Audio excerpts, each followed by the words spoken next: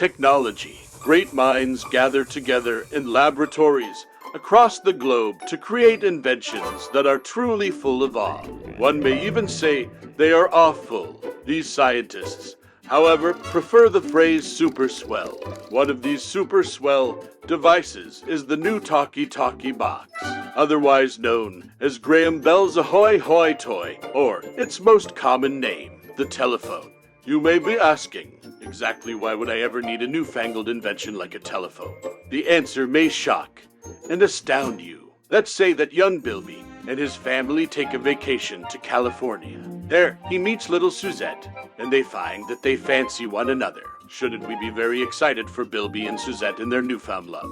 No, the whole situation is an absolute disaster from the start. Suzette's home is in California, and Bilby will soon travel back with his family to his home in Rusty Fork, South Dakota.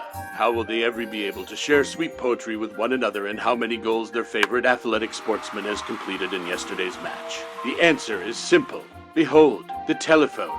With a telephone, Suzette can speak through the mouthpiece of her telephone, whilst Bilby places the earpiece of his telephone on the side of his face. Suzette's voice will travel thousands of miles across golden fields of American wheat until it enters Bilby's ears on the other end of the line. Success, love, combined with the wondrous telephone, truly can unite us all. However, new technology means new problems. Whilst we enjoy the wonders of the telephone, we must also consider how it may in fact be used as a tool of utter distraction.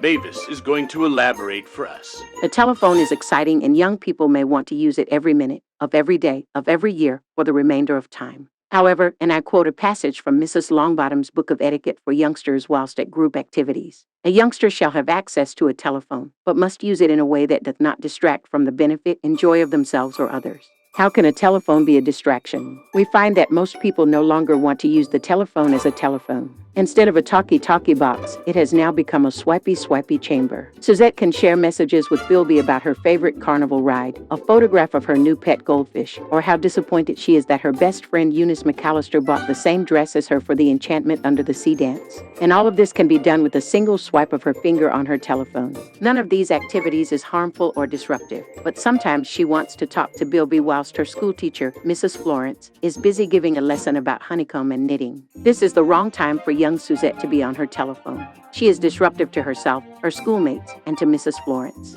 What should Suzette do instead, Mavis? I'm glad you asked, Charlton. Suzette should keep her telephone in her handbag, trouser pocket, or blouse pouch during important or group activities.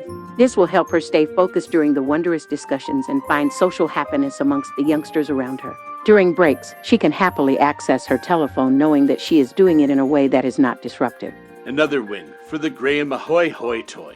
Oh, Charlton, you are a foolish man. You mean to say, the telephone. That is what the youngsters say now. And if you truly want to be the most swell, you should only say the word phone. Thank you, Mavis, for teaching us all about the phone. I do believe youngsters today will be smart as whips and only use their phones when it is absolutely appropriate to do so. 3 cheers for our youth, the leaders of tomorrow. Hip, hip, hip, hip, hip, hip. Charlton, get down off of that table. Anywho, here are some reminders of when it is most appropriate to use one's phone during large group activities.